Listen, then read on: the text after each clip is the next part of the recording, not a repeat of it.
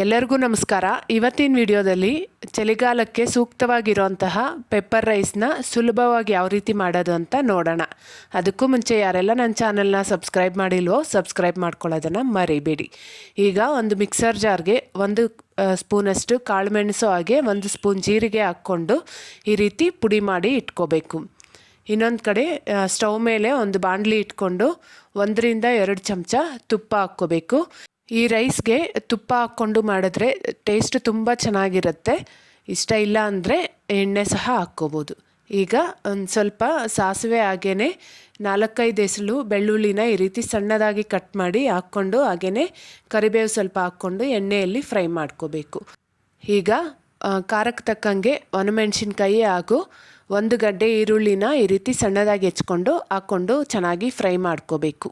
ಬೆಳ್ಳುಳ್ಳಿ ಈ ರೀತಿ ಕಲರ್ ಚೇಂಜ್ ಆಗೋವರೆಗೂ ಫ್ರೈ ಮಾಡಿಕೊಂಡ್ರೆ ರೈಸ್ ಟೇಸ್ಟ್ ತುಂಬ ಚೆನ್ನಾಗಿರುತ್ತೆ. ಹಾಗೆಯೇ ನಿಮ್ಗೆ ಇಲ್ಲಿ ಇಷ್ಟ ಇದ್ದರೆ ಕಡಲೆಬೇಳೆ ಉದ್ದಿನಬೇಳೆ ಸಹ ಹಾಕ್ಕೋಬೋದು. ಈಗ ನಾವು ರೆಡಿ ಮಾಡಿ ಇಟ್ಕೊಂಡಿರೋಂತಹ ಪೌಡರ್ನ ಹಾಕ್ಕೊಂಡು ಈ ಕಾಳು ಮೆಣಸಲ್ಲಿರೋಂತಹ ಘಾಟಿನ ಅಂಶ ಹೋಗೋವರೆಗೂ ಎಣ್ಣೆಯಲ್ಲಿ ಫ್ರೈ ಮಾಡ್ಕೋಬೇಕು. ಈಗ ಇದಕ್ಕೆ ರುಚಿಗೆ ಬೇಕಾಗಿರೋಷ್ಟು ಉಪ್ಪು ಸಹ ಹಾಕ್ಕೊಂಡು ಒಂದು ಸಾರಿ ಮಿಕ್ಸ್ ಮಾಡ್ಕೊತಾ ಇದ್ದೀನಿ.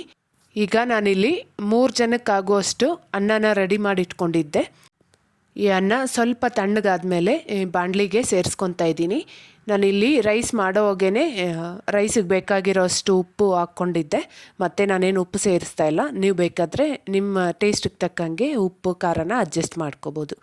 ಈಗ ಸ್ವಲ್ಪ ಕೊತ್ತಂಬರಿ ಸೊಪ್ಪನ್ನ ಹಾಕ್ಕೊಂಡು ಚೆನ್ನಾಗಿ ಮಿಕ್ಸ್ ಮಾಡಿಕೊಂಡ್ರೆ ಮುಗೀತು. ಎಷ್ಟು ಟೇಸ್ಟಿಯಾಗಿರೋಂತಹ ಪೆಪ್ಪರ್ ರೈಸ್ ರೆಡಿ ಆಗುತ್ತೆ.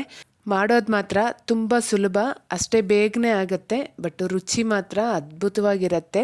ಖಂಡಿತ ವಿಡಿಯೋ ಇಷ್ಟ ಆಗಿರುತ್ತೆ ಅಂದ್ಕೊತೀನಿ. ಇಷ್ಟ ಆಗಿದ್ದರೆ ಮಾತ್ರ ವಿಡಿಯೋಗಂತೂ ಮಿಸ್ ಮಾಡದೆ ಲೈಕ್ ಮಾಡಿ, ಹಾಗೆ ನನ್ನ ಚಾನಲ್ನ ಸಬ್ಸ್ಕ್ರೈಬ್ ಮಾಡ್ಕೊಳ್ಳೋದನ್ನು ಮರಿಬೇಡಿ. Thank you.